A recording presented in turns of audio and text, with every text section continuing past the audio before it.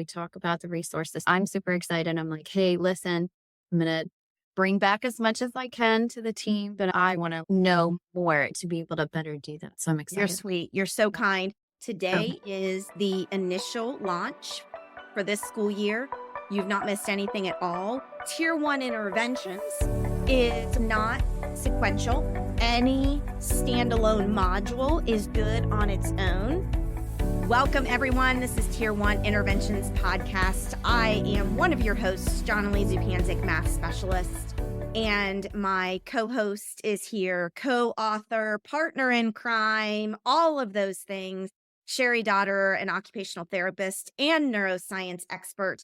Our topic today is pattern recognition and talk about how this affects the learning of our students in schools. Good morning, everybody. I'm Cheri, for those of you who have not met me. I am an occupational therapist. I come to you with 32 plus years of neuroanatomy, neuroscience, kinesiology background, and focusing a lot on sensory processing disorder, ADHD, and how it impacts writing skills. And Jonily found me several years back when we both were initiating writing a book, and I finished mine a little bit before she finished her book, but I have written, and this is my bad working copy, Handwriting Brain Body Disconnect. It's what people have said to me is it's like a Bible for dysgraphia. Cheri and I are going to have a conversation back and forth. We're going to make some points to help you understand pattern recognition and how much this impacts the learning or lack of learning for our students. You can become better at pattern recognition in two ways. Number one, you're born with it. There is an innate inborn, just like we talk about number sense. Number sense is an innate, inborn, intuitive understanding of the size of numbers. And some of us have a strong number sense. Some of us have a weaker number sense. And there is something innate in us when we're born. The same thing is true for pattern recognition. However, there's a continuum of levels. So not everyone is born with the same aptitude for number sense or pattern recognition. Both of these work the same way in learning. Number sense and pattern recognition can be learned, but cannot be explicitly taught. Sometimes when we think, oh my gosh, I taught that to kids. I've told them, I've shown them, I've done this, I've done that, and they're still not getting it. That's why we want you listening to this today, because there are ways that we can improve pattern recognition. And it is only through experiences and very deliberate and intentional delivery of those experiences. It's about the facilitation and delivery. If you have, and I'm just going to bring this out there right now, I wasn't going to, I just now thought of this, but if you have a math textbook and it seems very good with conceptual, intuitive, focusing on number sense and patterns, and kids aren't picking up on it, it's because of the way we're delivering the content, or it's because of the way the textbooks are telling us to deliver the content. We have to be very cautious and deliver the content in an opposite way of explicit and direct, and provide experiences that kids can figure out on their own. And that's really the model of Tier 1 interventions, is to gauge student perspective and to teach to their perspective. Everyone has a schema.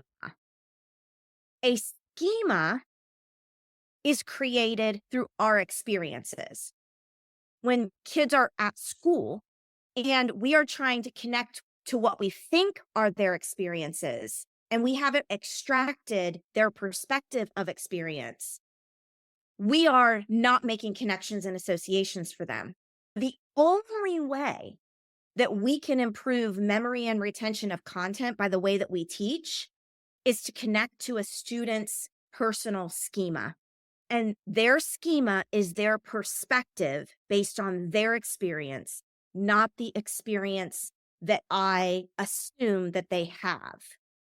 We know that pattern recognition is a struggle for many of our students that have learning disabilities. Cheri, talk to us about your perspective on pattern recognition. what it means from your perspective, point of view, what it means from your medical field and your neuroscience background.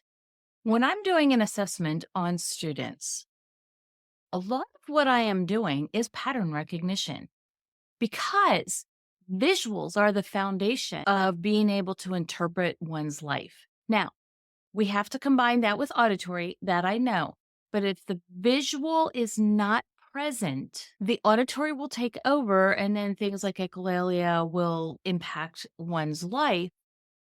Think about a typical kid with learning disabilities. One, they might be struggling to identify what is in front of them.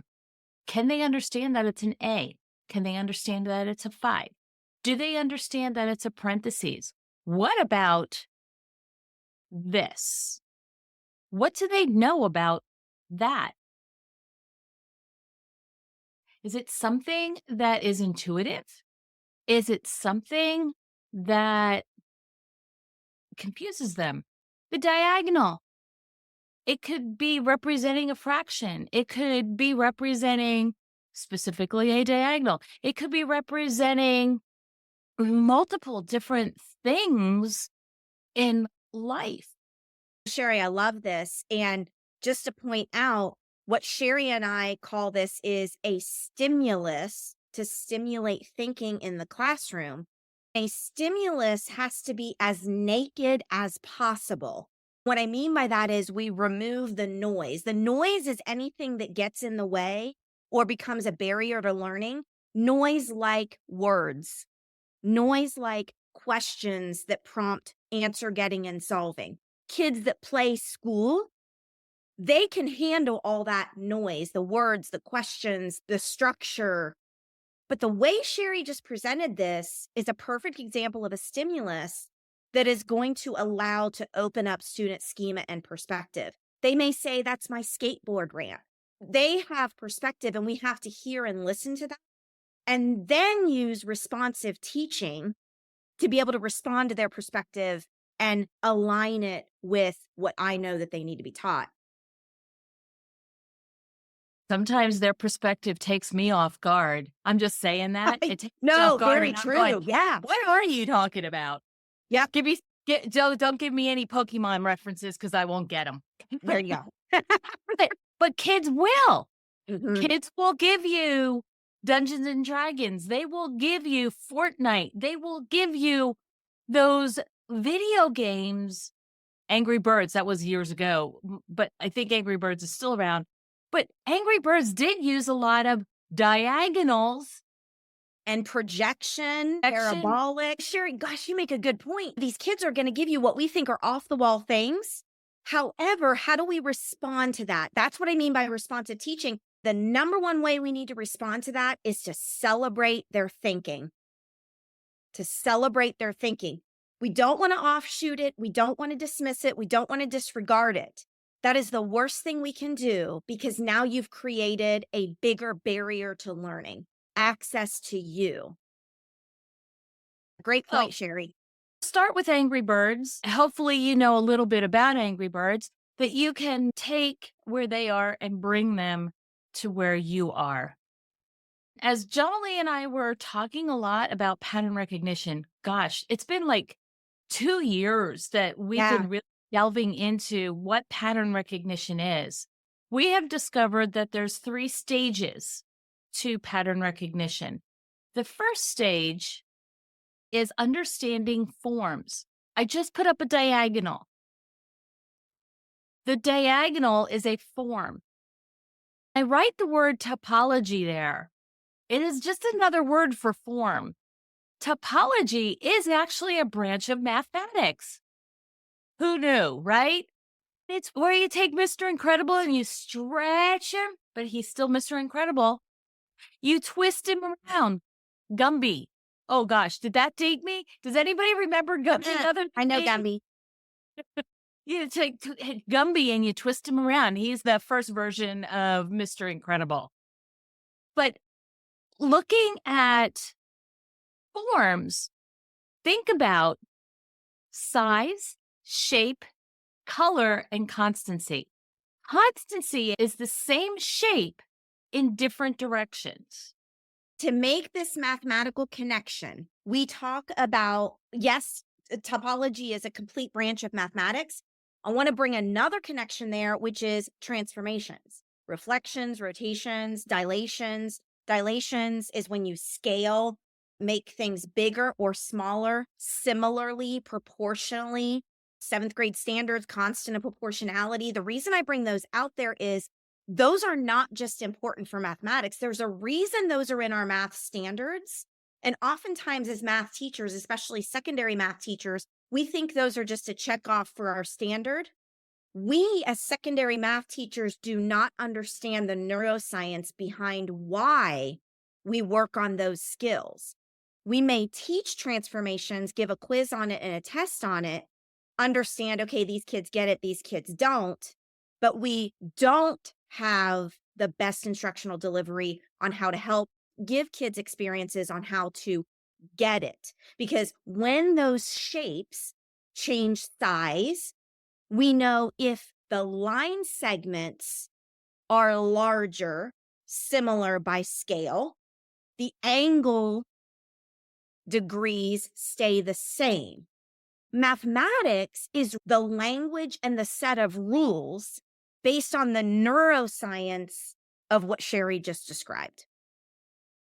Not only that, but mathematics and those words that we just talked about, transformation. There's life skills involved. It's not just teaching isolated mathematics. You're teaching a foundation to life skills. And that's what impact is all about. We use an acronym called IMPACT, which is inclusion, metacognition, perseverance, adaptability, confidence, and transcendence. When we're looking at things like transformation, we have to take all 6 of those components together to create a change in our life skill so that we can move forward. So mathematics is a minute piece of that transition of life. As a math teacher, my background is secondary mathematics teacher. I am now a math coach consultant.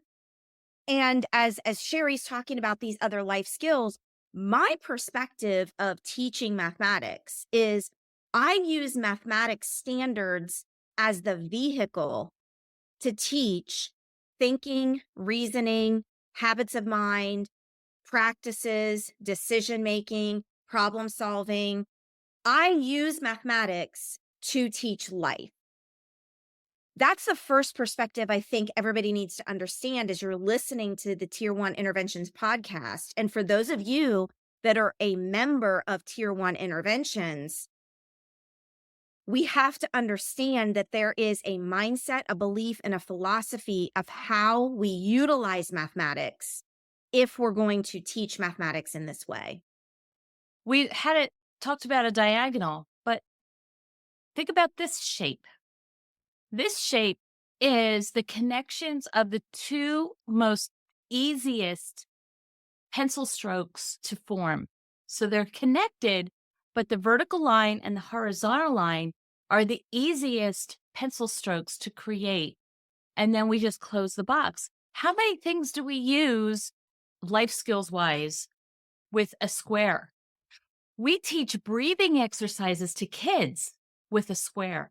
Start at the top left, go down, go across, go up and over. We are teaching as we're going down, breathe in, hold it, breathe out, breathe in, hold it, breathe out. The square isn't just a geometric shape. It can get connected to life skills. They use squares to make buildings, so architecture is involved. There's a bigger mathematical concept that is much more of, I don't want to say a common sense, but something that is so important in logistical businesses, delivery businesses, is how can we make and package our products or make something more square? Because it's much more cost effective, because if I create something in more of a square, it's closest to a circle, but still a polygon. I know I'm losing some of you, but what I want you to understand about what we're doing in Tier 1 interventions is we are magnifying the most essential and most important mathematics to help us do life better. When you are fencing in your backyard, I don't want to do a 1 foot by 350-foot fencing. I'm going to need a ton of fence to do that, and I'm going to get the least amount of area. But if I make it as much square-like as possible, I'm going to maximize my area with less fencing.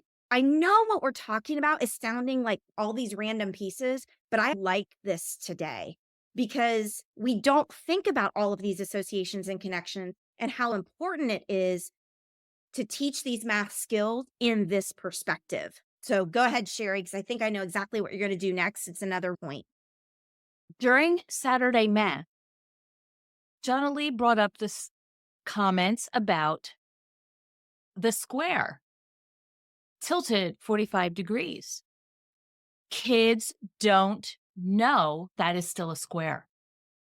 Even if they see it tilted right in front of them. Even if they see it tilted right in front of them, they cannot identify that is still a square.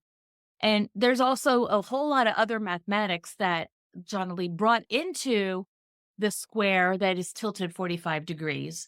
But for now, think on that thought.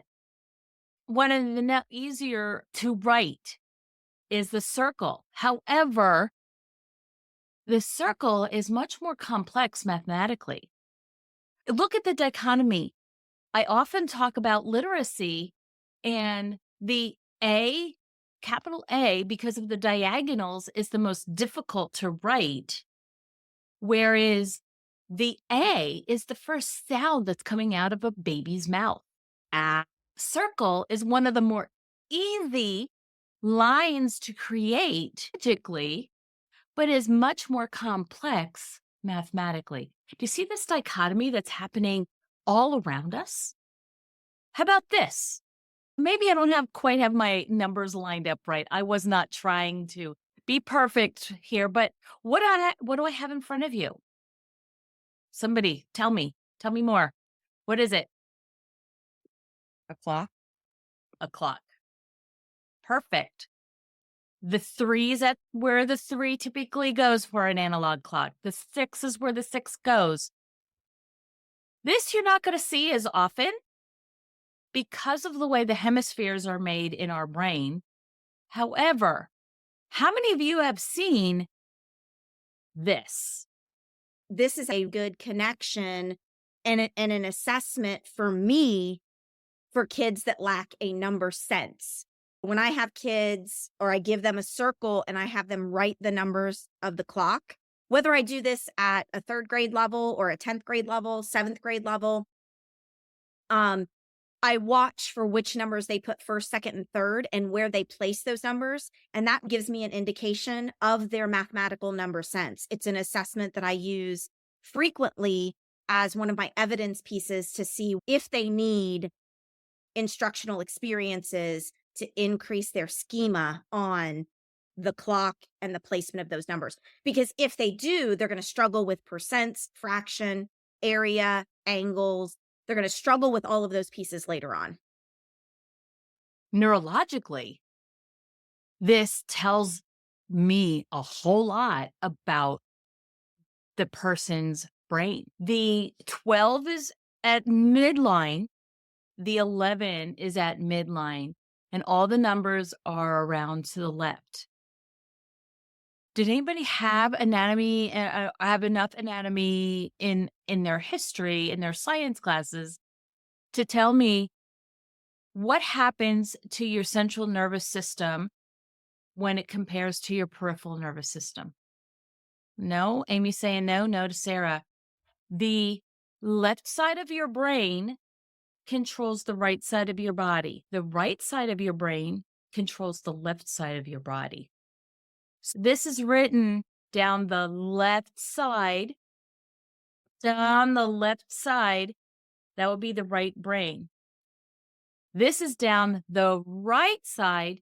That would be your left brain. I see brain syndrome as a result of a neurological injury. There's more potentially going on with that student that you probably didn't even think about. To pull this back to pattern recognition and moving into launching our math task for today, I do want to say that pattern recognition, compared to all other mental abilities and capabilities, pattern recognition has the highest and strongest correlation to general IQ, general cognitive ability. Because in general IQ tests, cognitive ability tests, much of what they're assessing is pattern recognition. Analyzing how this child's brain operates is essential for grade instruction. And having said that, when we are thinking about pattern recognition, oftentimes in mathematics, we use patterns to teach the mathematics, which leaves a lot of kids out. Think about kids that say, oh, I'm good at math or I'm not good at math. And we're like, yeah, you're not good yet. But some of them never get good because we don't deliver it right. But those kids that have this natural knack for patterns in mathematics, they're able to then make associations and connections and access our grade level content much easier, much quicker than the kids that don't. Join us for the next session of Tier 1 Interventions to hear more about pattern recognition. Before you go, listen to what we're offering for Christmas this year. It's going to be fun. All right, Cheri, give us an unveiling of what you have been working so hard on and what we have to offer people. It's just fun. Yes.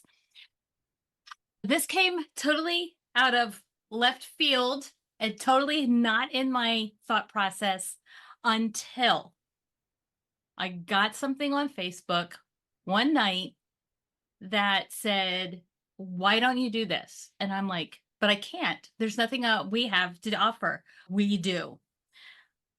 The first module that we recorded was called the pizza problem. What I've done is I've taken the pizza problem and I've turned it into one page. Quick start guides that you can just take the ideas, and I'm working on all of them. Okay. That's not it. That's not everything. I've also had to incorporate some ideas for writing. There's some ideas for writing. And on the back of that, there is a checklist on what to look for when you've got kids who have writing struggle, where the core issues might be. That's not all. For Christmas, but that's not all. We have some presents for you. Inside this little package is a little gift for you. We have gifts like this for you. Everybody needs stickers, right? One of them says, be kind. Where are they? Here they are. I am brilliant. So this goes along with, why do short pencils help our kids? If the kiddo, you gave a kiddo a pencil that says, I am brilliant, who's struggling, what does that tell them? Locker problem magnets. We found this amazing game. It has all of these colored stickers that are made out of squares. And there's a game that goes with it. We give you one copy and we tell you how to find some for the rest of your classroom. The teacher survival kit. You can use this bag for whatever you want. Plus, just for the holidays, we got some socks for you. Because you always want to come warm up by the fire, right? And I'm wearing them along with a bangle. So what is this? Buy one, gift one offer for you. Premise is teachers are going through a lot right now. We're struggling. Sarah, you had the question of what are the best adaptable resources? So we've combined that question for each of the tasks. Like, what are the best adaptable resources for each of the tasks? We have a quick start guide. So it's all based on the tasks, but it's also based on teachers need to just take care of themselves. There's a combination of this, and it's called 3D. 3D, the three disabilities, dyslexia, dysgraphia, dyscalculia, and it's relief in 3D so that we can get some relief for our struggling students, and then just fun relief for us, like good, fun gift for us. But this is like the, what is this whole thing? But what Cheri has right now is, and take it away, Cheri, because you've got this, like, how would you launch this, not only for yourself, but for someone else? Here's just a special packaging. So yeah, tell us about this, Cheri.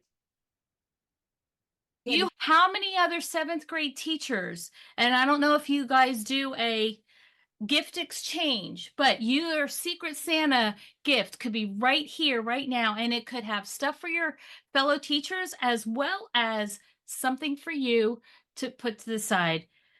I talk about the pizza problem. We talk about the fuzzy socks, the jewelry. And then we also have on our brand new store, this is brand new, you guys are the first people to see it, our 2 books.